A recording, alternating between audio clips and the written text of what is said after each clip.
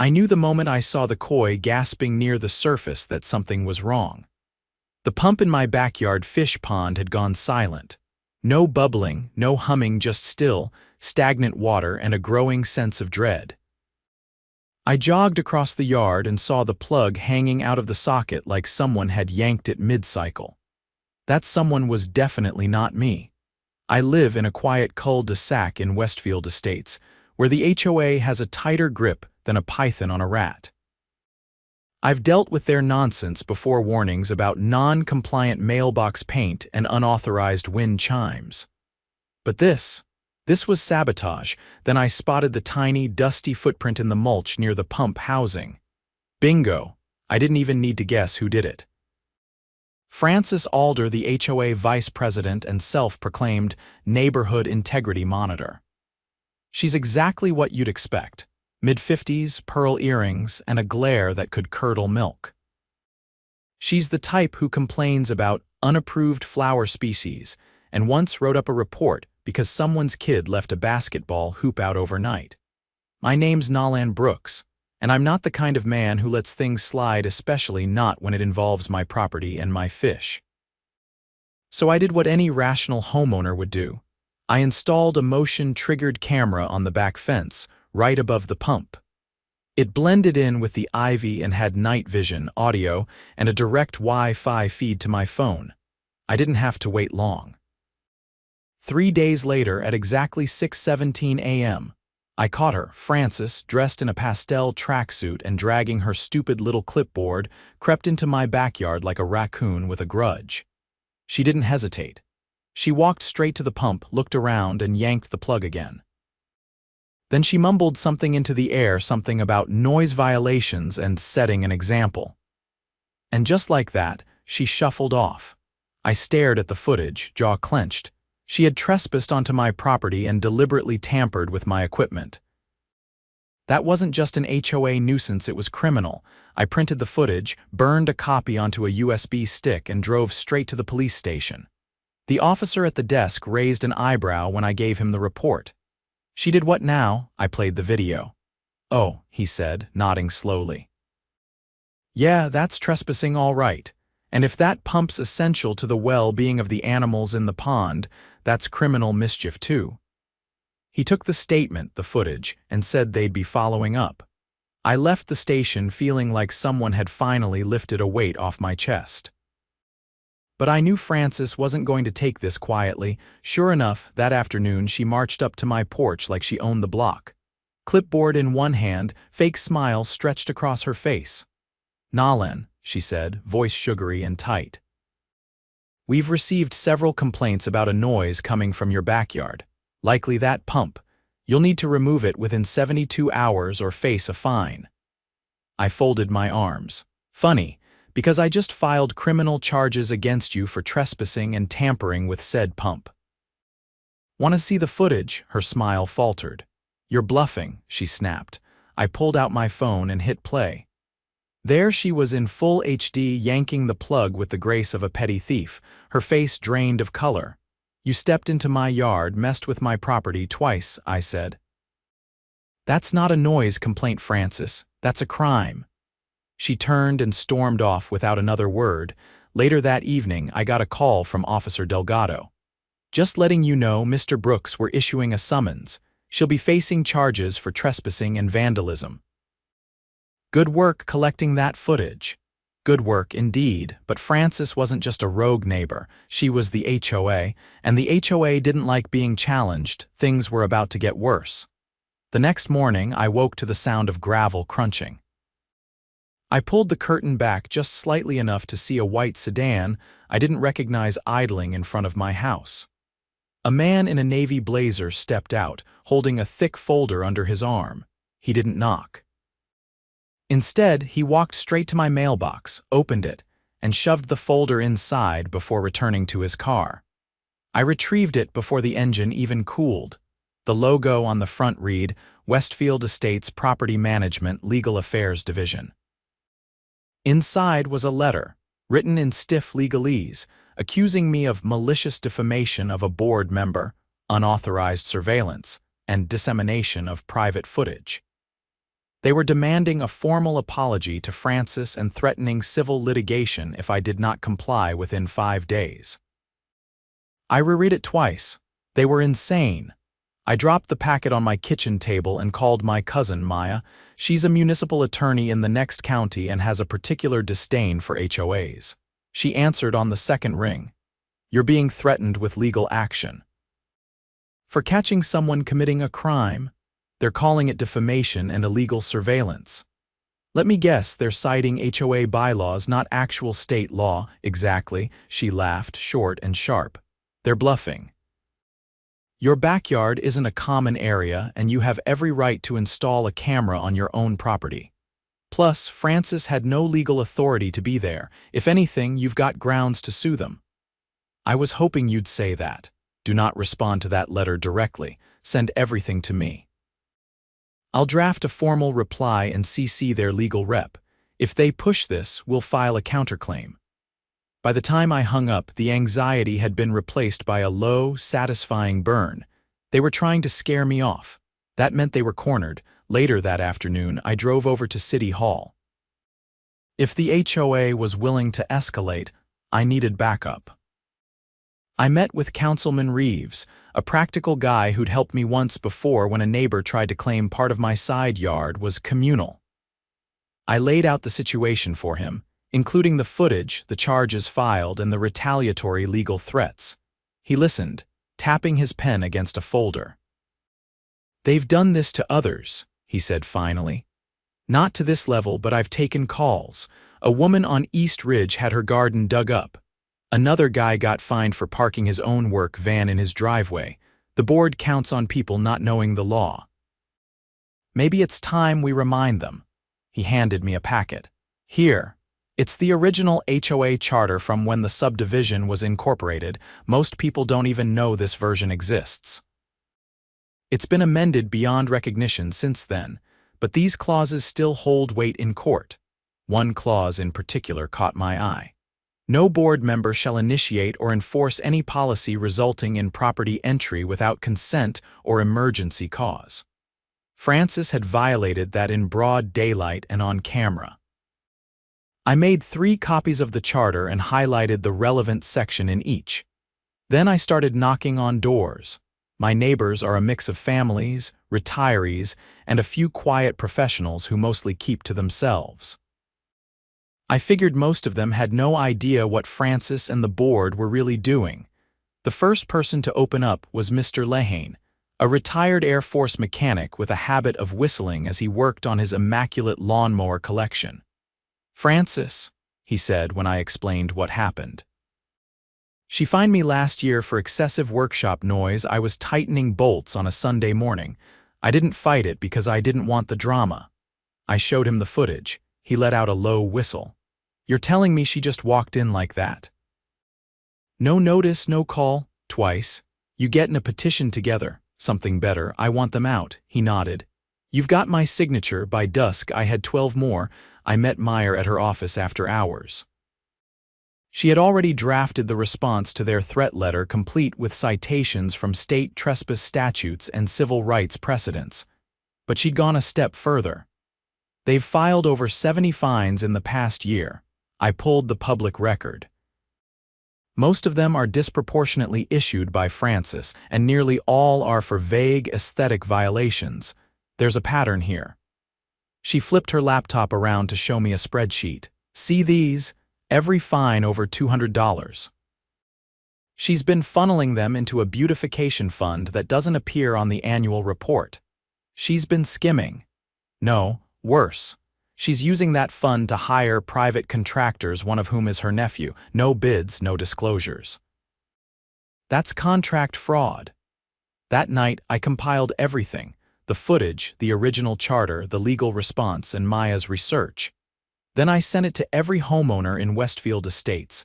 By morning, my inbox was exploding. People were furious, some hadn't even known they were being fined. Others had been too intimidated to fight back, but now they had proof. At noon, the HOA called an emergency board meeting at the community center. Usually, these meetings drew maybe 10 people. This time, over 50 showed up. Francis arrived late, looking disheveled for the first time in memory. She walked in with a folder under one arm and a forced calm on her face. The rest of the board looked nervous. They had reason to be.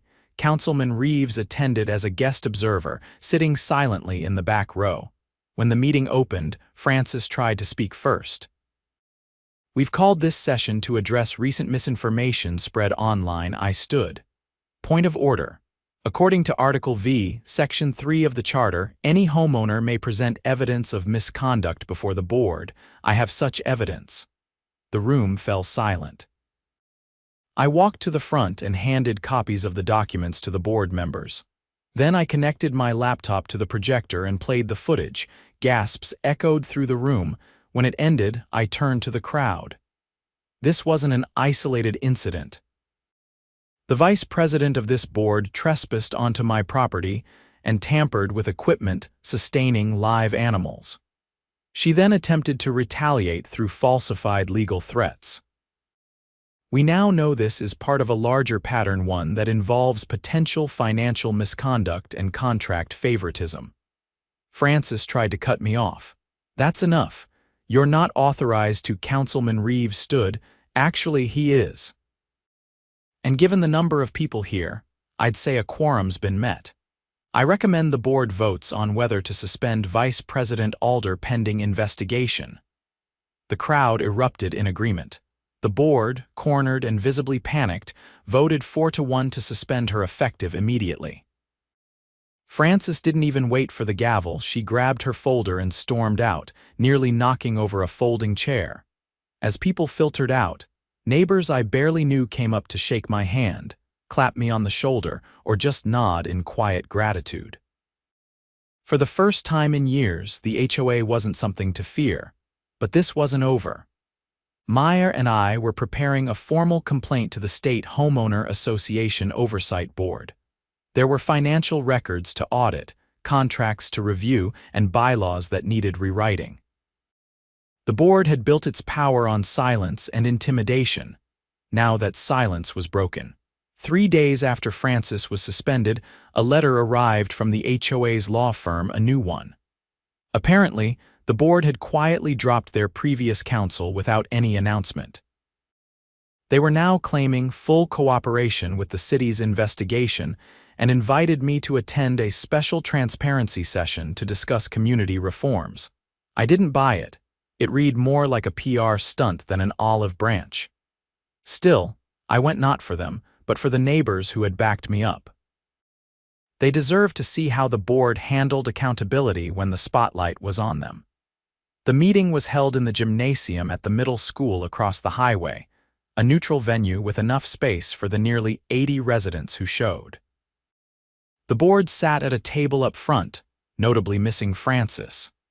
In her place was a younger man named Devin Marks, newly appointed as interim vice president. He looked like someone who had never expected to hold power and was already regretting it. Councilman Reeves was again seated near the back, legal pad in hand. Devin stood first. "We want to begin by acknowledging the recent events, and we're committed to restoring trust. We've retained an external auditor to review all HOA financial activity from the past 5 years. We also voted to freeze all fines issued in the last 6 months pending independent review." Maya leaned toward me from her seat beside the aisle. "That's a CYA move if I've ever seen one. They're hoping to stall." I didn't wait for the microphone. "What about the contracts awarded to relatives of former board members? Are those under review too?" Devin hesitated. "Those arrangements are being evaluated." "Have those payments stopped?" an older woman from the third row called out, "because my dues are still going up." "I'd like to know where that money's going." Another man chimed in. "And if Francis was siphoning funds into unauthorized accounts, what's being done about criminal charges?" The board floundered, clearly unprepared for that level of direct questioning. But the real fireworks started when a woman near the exit raised her hand and said, "I work at the county clerk's office. Last year, I processed an amended covenant application from this HOA. It included language allowing board members to authorize emergency access to private property. I flagged it because it didn't match the original charter. Gasps rippled through the crowd. She continued, "When I asked for supporting documents, I was emailed a scanned vote approval sheet, but the signatures looked off. I ran the names through our system. 6 of them were for properties that had been vacant for over a year." Maya stood. "That's document fraud. If those signatures were used to pass a bylaw change and they weren't from current residents, that's a felony." Devin looked like he might faint. Councilman Reeves rose and spoke calmly, but with unmistakable authority. "I'll be requesting a full audit of the HOA's voting records and procedural history. If any falsified documents were submitted to the county to justify policy changes, there will be consequences. Criminal ones." By the end of the meeting, the board had agreed to suspend all enforcement activities and turn over financial records to the city within 5 business days. But I wasn't done. Back at home, I dug into the digital copies of the HOA's old newsletters and community bulletins. Buried in the folder was a scanned flyer from 2 years ago, an announcement of a community beautification vote held during a weekday afternoon, with no mention of absentee ballots. That vote was the same one used to justify the emergency access rule the clerk had flagged. I forwarded everything to Maya, who passed it on to the district attorney's office. Within 48 hours, detectives arrived at the HOA's management office with a warrant. The fallout was immediate. The city froze the HOA's operating account. Frances was served with a subpoena at her home. A second board member, the treasurer, resigned and left town within 24 hours. Her name had appeared on several of the forged signature forms. Then came the bombshell. One of the contractors who'd done landscaping work for the HOA came forward to avoid prosecution. He admitted under oath that he'd been paid in cash for jobs that were never completed. Often, he said, he'd be told to submit fake invoices for projects that didn't exist, like drainage line clearing behind Lot 14, which was actually a vacant parcel next to a storm ditch. The cash, he claimed, came directly from the beautification fund. That was the final nail. The district attorney announced a formal investigation into misappropriation of HOA funds, forgery, and conspiracy to commit fraud. Frances was arrested 2 weeks later, charged with multiple felonies. She posted bail, but her mugshot made the rounds in every group chat from here to the next county over. I thought things might settle down after that. But the residents weren't just angry, they were energized. A petition circulated calling for the dissolution of the current board and the establishment of a temporary oversight committee made up of volunteers from the community. I signed it, along with over 70 others. Councilman Reeves met with us the following weekend in the community park. "If you want to take control of your HOA," he said, "you need to follow the rules they've been ignoring. That means a special election, properly noticed, with certified ballots and observers. I'll help make sure it's done right." We held the election 3 weeks later. Every position was challenged. Every vote was counted under supervision. Not a single former board member was re-elected. I didn't run. I'd had more than enough of HOA politics for one lifetime. But I did support a neighbor named Carla, a retired nurse who had once been fined for having a raised garden bed. She won the presidency by a landslide, the first act of the new board. Removing several obscure rules that had been used to justify fines for things like visible trash bins and non-standard porch furniture. The second act was commissioning an independent audit of the last 5 years' finances. No more secret funds. No more relatives getting contracts. No more trespassing. The koi pond in my backyard now hums quietly, the pump running uninterrupted, just as it should. The ivy-covered camera still sits on the fence, not out of paranoia, but as a quiet reminder. Power only grows in silence.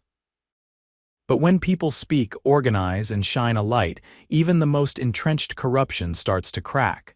I hadn't set out to change the neighborhood. I just wanted to protect my fish. But sometimes the smallest ripples carry the furthest. The frost came early that year. Thin sheets of ice clung to the top of the koi pond every morning, breaking up by noon as the sun finally warmed the slate stones around the water. I'd added a backup power supply and a locking cover for the pump box just in case. Not that anyone was sneaking into my yard anymore. That era was over. The neighborhood had changed. The new board, led by Carla, was methodical, slow to act, but deliberate.